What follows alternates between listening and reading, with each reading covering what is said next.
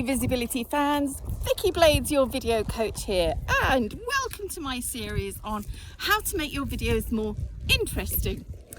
You'll know, if you've seen the rest of this series, that it's all about walking videos and keeping the background interesting. And I call these kind of traveling videos because you don't always have to be walking. You can also be, well, I don't know, traveling on horseback. Yeah, so it's all about keeping your viewers interested, keeping them watching till the end, and taking an opportunity to hit record whenever you feel inspired and whenever you can, such as when you're out riding on a horse. Why not?